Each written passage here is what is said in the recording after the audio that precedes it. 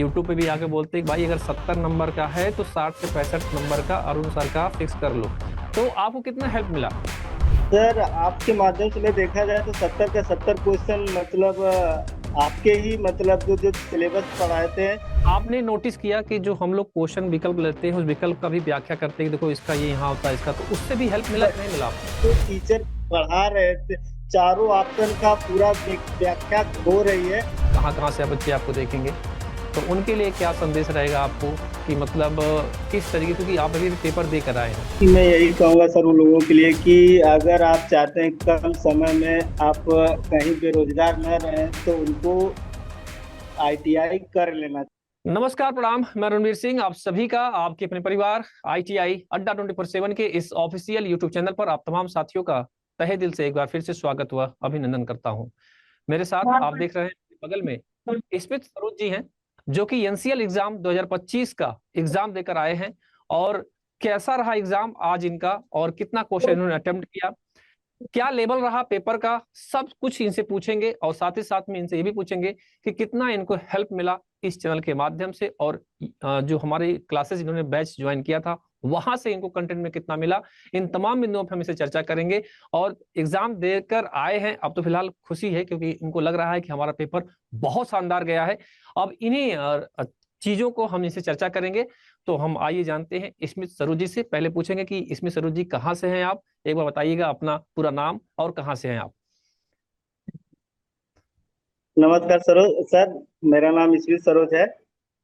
जी जी। मैं उत्तर प्रदेश के आजमगढ़ जिले से हूँ। जैसा कि क्या? मैं यहाँ रायपुर डिवीजन से अपना रेलवे से अप्रेंटिस किया हूँ। हम्म। और मैं तैयारी जब से कर रहा हूँ आप ही को सर फॉलो कर रहा हूँ, क्योंकि आपका जो पढ़ाने का तरीका है सर काफ़ी अच्छा रहता है, चीज़ें समझ में आती हैं। हर एक चीज़ें जी जो भी आप समझाते हैं एकदम बेसिक तरीकों से समझ में आता है। पहले तो मैं जी पढ़ता था, काफ़ी भी चीज़ें समझ में नहीं आती थी कि क्या है करंट, क्या है वोल्टेज, क्या है बहुत सी चीज़ें बहुत समझ में नहीं आता है, क्योंकि ये एक अलग ही सिलेबस है टेक्निकल के दौर में। तो जब जी से जी। मैं सर आपको फॉलो किया, आपने पूरा बेसिक से चीजें पढ़ाया, अच्छा लगा। और मेरा रुचि बहुत अच्छा लगता है मुझे टेक्निकल पढ़ने में अब। तो मैं सर एनसीएल का एग्जाम देकर आया, जी काफी जी अच्छा मतलब गया है। अब देखिए सर क्या होता है, कितना कट ऑफ जाता है कैसे। जी जी। तो मैं आपसे ये जी जानना चाहता हूँ कि आपका पेपर हुआ एनसीएल का, जैसा कि आपको जी पता था कि 70 नंबर आपका टेक्नीशियन जो हमारा टेक्निकल पार्ट है वहां से आएगा, और 30 नंबर में जी आपका नॉन टेक था। तो 70 जी नंबर का टेक्निकल आपने दिया, तो 70 नंबर में जो आपने कंटेंट पढ़ा है, जिस तरह से हम काफी दूर हमारे पास बहुत ज्यादा टाइम भी नहीं मिला, जैसा कि आपको आपको पता है कि 10 जी जी मई को फॉर्म फिलअप हो चुका था। तो जी जी। हमारे पास टाइम ज्यादा मिला नहीं। तो हमारे नहीं पास मिला नहीं। जुला के ओवरऑल अगर मैं बात करूँ तो 50 दिन का टाइम मिला है, 50वें दिन हमारा जी पेपर सर। हो गया, और 50 दिन में जी हमने सर। आपको पूरा सिलेबस कंप्लीट करवा कर देना। और आपसे जी सर। हमेशा यही हिम्मत देते हुए आना कि भाई पढ़ लो, यही से फंसेगा, यही से फंसेगा। और आखिरकार कितना क्वेश्चन आपको मिला 70 नंबर के, जो इलेक्ट्रीशियन का जो आपने पढ़ा है सिलेबस, उस सिलेबस में और हमारे यहाँ से जो आपने कंटेंट पढ़ा है उसमें आपको कितनी मदद मिली? जैसा कि सर मैं आपके एप्लीकेशन से सारे मतलब फाउंडेशन के हिसाब से देखा जाए तो जो जो चीजें आपने पढ़ाया बेसिक से चीजें मैं वहां से मतलब पढ़ा। उसके बाद जी जी सर जो यूट्यूब पर डेली आते थे, मतलब जी जी डेली का क्वेश्चन वगैरह आते थे, तो उससे ये होता था कि रिपीट हो जाता था क्वेश्चन। देखने के बाद जी हाँ ये क्वेश्चन कहाँ से पूछा है, ये क्वेश्चन ऐसे ऐसे पूछ रहा है। तो जी सर जी जैसा कि आपने टेस्ट में करवा रहे थे कि आपका सिलिकॉन और जर्मेनियम का इलेक्ट्रॉन वोल्टेज कितना होता है, इलेक्ट्रिक वोल्टेज कितना होता है। जी तो जी आप जब इलेक्ट्रॉनिक्स वाला चैप्टर पढ़ा रहे थे तो उस चैप्टर से एक क्वेश्चन मिला हुआ था कि 0.7 जो हमारा सिलिकॉन होता है, अगर जी उसमें जी हम लोग उससे ज्यादा करें मतलब इलेक्ट्रॉन वोल्ट की बढ़ाए तो क्या जी होगा, जी उससे जी एक क्वेश्चन मिला सर। और ट्रांसफार्मर जो सर पढ़ाए थे उससे भी क्वेश्चन मिला कि हम अगर वाइंडिंग करते हैं तो किन किन बातों पर ध्यान देकर वाइंडिंग करेंगे। और जी सर जी अभी हाल में जिस दिन सर एग्जाम से पहले आप 28 तारीख या 28 तारीख को ही तो जी आपका जी। आर एम सी जो था, इंडक्टर, हाँ रेजिस्टेंस हाँ। और पेपर सीटर वाला जो क्वेश्चन करवाए थे सर, उससे जी जी। एकदम हूबहू वैसे ही क्वेश्चन मिला सर। तो अच्छा। मैं तो पढ़ा ही था। काफी जी अच्छा जी लगा कि सर ने पढ़ाया हुआ सब क्वेश्चन मतलब मिल रहे हैं, अच्छा लग रहा था। क्वेश्चन करने जी पे जी। ये थोड़ा तो मुश्किल था सर, क्वेश्चन पूछने का उसका तरीका कुछ अलग था, लेकिन पढ़ने के बाद सब क्वेश्चन समझ में आ रहे थे कि हाँ ये चीज यहाँ से पूछा है, थोड़ा सा घुमाने की कोशिश किया है, लेकिन उसका जी जी पूछने का तरीका थोड़ा था, लेकिन अच्छा लग रहा था कि हाँ ये चीज इस चैप्टर से पूछा हुआ है। जैसे कि जी जी। एक क्वेश्चन पूछा था कि बैटरी से रिलेटेड क्वेश्चन था कि अगर हम्म। हमारा जो स्टोरेज सेल होता है, मतलब संचयी सेल होता है, हाँ उसका हाँ मतलब क्या नाम है, तो एक लिथियम दिया था और एक सिल्वर करके दिया था, एक सही। कार्बन जिंक दिया था। हाँ हाँ तो अच्छा हाँ हाँ। अच्छा क्वेश्चन था सर। तो जी जी और एक क्वेश्चन सर था हमारा इससे मतलब जो द्वितीयक सेल होता है, जी जी जी। जैसे कि विद्युत ऊर्जा को रासायनिक ऊर्जा में हाँ हाँ मतलब आधारित होता है, किस तरह हाँ से हाँ काम करता है। हमारा ऑप्शन में था फ्यूल सेल, दूसरा था हाँ। हमारा वोल्टेज से मतलब सोलर सेल से जो होता है हम्म। सौर ऊर्जा से, इससे था। काफी क्वेश्चन घुमाने का बहुत कोशिश कर रहा था, लेकिन जो लड़का हम्म। आपसे पढ़ा होगा वो चीजें अच्छे से कर ले जाएगा सर। क्या बात है। और अच्छा लग रहा था, क्वेश्चन घुमाने का तरीका तो था सर उसका, लेकिन उतना टफ भी नहीं था। एक क्वेश्चन पूछा था कि हमारा केबल से रिलेटेड था कि अगर जी हम जी। उच्च वोल्टेज को भूमि केबल का उपयोग करते हैं तो किन क्षेत्रों में करते हैं। तो अच्छा आपने अच्छा। सर बताया था कि हमारा जैसे कि इंडस्ट्रियल जहाँ पे वर्कशॉप होते हैं वहाँ के हाँ लिए, वहाँ पे क्योंकि हमेशा टेक्नीशियन लोग रहते हैं, आने जाने का काम होता है, तो हम लोग हाँ हाँ अंडरग्राउंड मतलब अंदर से वायरिंग करेंगे, तो हमें कोई नुकसान और मतलब ना ही कि तार पे कोई प्रभाव पड़ेगा। ऐसा ऐसा हम्म क्वेश्चन घुमाने का तो बहुत घुमा रहा था। एक पूछा हम्म तो उसी में ऑप्शन दिया था कि हमारा जैसे कि जहाँ पर तूफान आता है और जहाँ पर आंधी तूफान आता है वहां पर उस क्षेत्र में भी यूज कर सकते हैं, लेकिन सर हम्म। तूफान और आंधी तो हर जगह आती है, क्या हम वहां पे यूज कर सकते हैं? नहीं कर सकते। और नहीं जहाँ कर पे सकते। हमेशा इलेक्ट्रिकल का काम होता है तो वहां पे हम लोग जाहिर सी बात है औद्योगिक क्षेत्र में ही हम लोग नीचे से ही अपना भूमि का यूज कर सकते हैं। हाँ यूज और कर एक सकते। क्वेश्चन और सर एक क्वेश्चन पूछा था कि हमारा जो हाँ और बता सर दीजिए। इससे क्वेश्चन था मतलब जीएस से क्वेश्चन था कि हमारा, नहीं टेक्निकल जो था। कोई ना। ओवरऑल आप बता दीजिए मुझे कि 70 नंबर में आपको इलेक्ट्रीशियन के ट्रेड से जी कितने सर। क्वेश्चन आपको देखने को मिले लगभग, जो हम अक्सर बताते भी हैं एग्जाम में, यूट्यूब पे भी आके बोलते हैं कि भाई अगर 70 नंबर का है तो 60 से 65 नंबर का अरुण सर का फिक्स कर लो।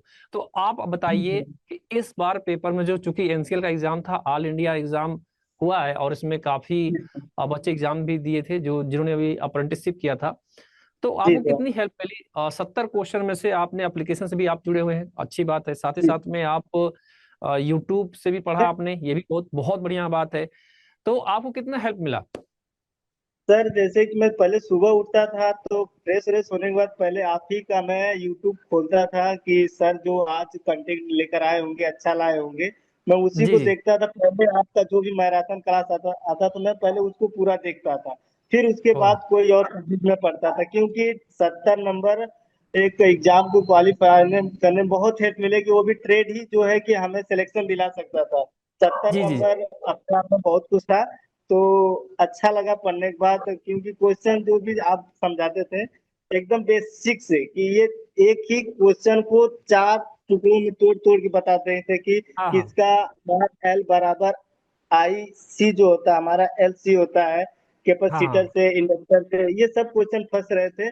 और एक क्वेश्चन पूछा था कि हमारा पावर जो होता है 100 वाट दिया था और हमारा वोल्टेज 3 वोल्टेज दिया था, तो हमारा करंट कितना होगा। अच्छा अच्छा, ऐसे पी ऐसे बराबर क्वेश्चन वी। पूछा। हाँ, पी जी बराबर वी मेरा इंटू आई से आई, हाँ जी आपको जी सर। पछाड़ करके बोलता था कि भाई आई को उधर करो, पी को ऊपर करो, वी को नीचे करो, जी और सर। मान को हाँ रखो, डिवाइड करो। हाँ, जी सही सर। बात है ना? हाँ तो हाँ।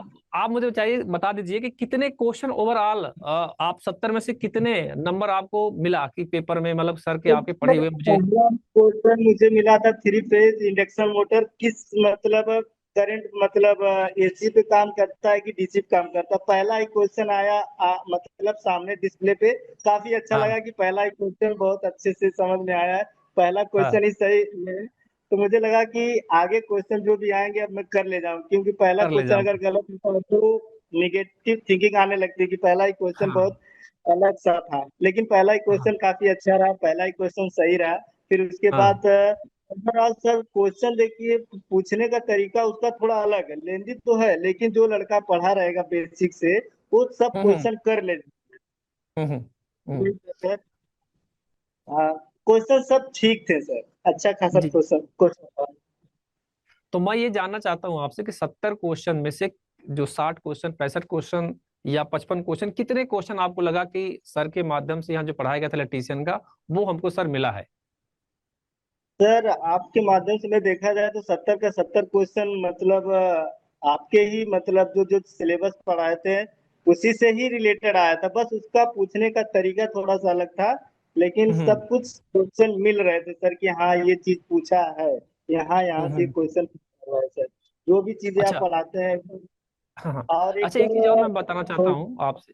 आपसे एक चीज और बताना चाहता हूँ, हम अक्सर जब पेपर में जब हम सॉल्व करवाते हैं बोर्ड के सामने, तो काफी बच्चों का जी कमेंट रहता है कि सर तेजी से बढ़िए। तो लेकिन नहीं सर, आपने एक चीज को आपने नोटिस किया कि जो हम लोग क्वेश्चन विकल्प लेते हैं उस विकल्प का भी व्याख्या करते हैं कि देखो इसका ये यहाँ होता है इसका, तो उससे भी हेल्प मिला कि नहीं मिला आपको?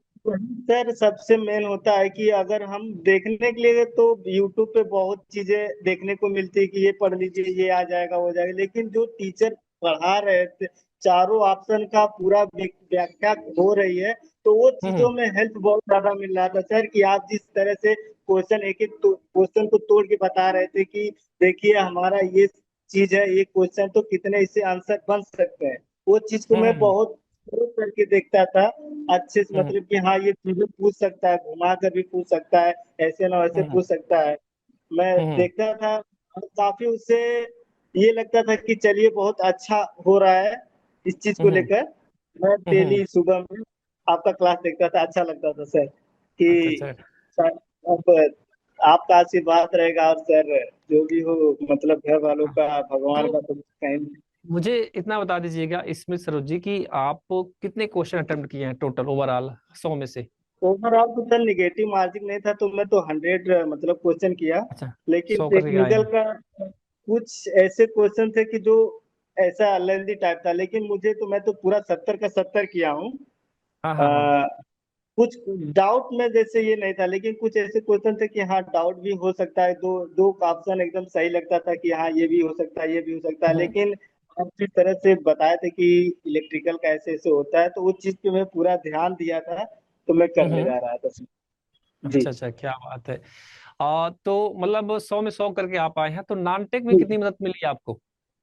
नॉन टेक में सर थोड़ा सा एक दो तीन क्वेश्चन ऐसे थे कि अलग थे, जैसे कि आपका हम्म पूछा था कि ग्राम पंचायत में जो आयकर कर मतलब टैक्स लगाया जाता है किस माध्यम हम्म। किस आधार पर लगाया जाता है। अच्छा, ये तो जी हाँ, के जी एस।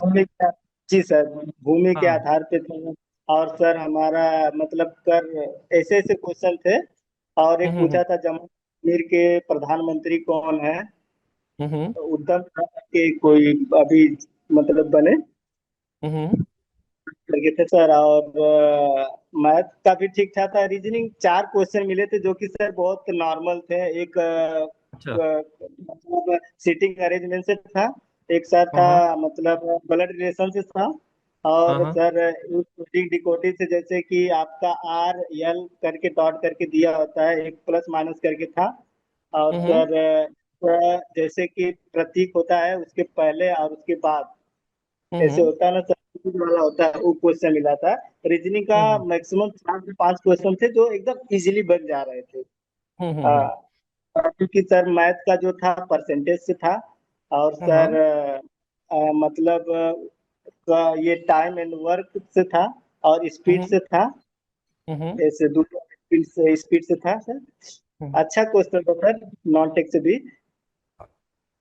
तो अभी अब नेक्स्ट जो वैकेंसीज है, अभी जो आई हुई आपकी एमपी ट्रांसको में, तो उसका जी फॉर्म सर भरना है उसके कि नहीं लिए भरना है आपको?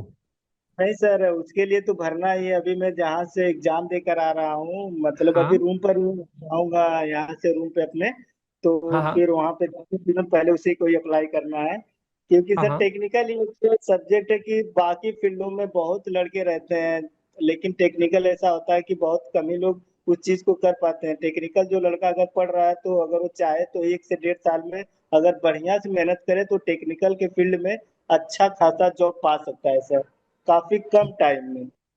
काफी कम टाइम में। जी तो सर।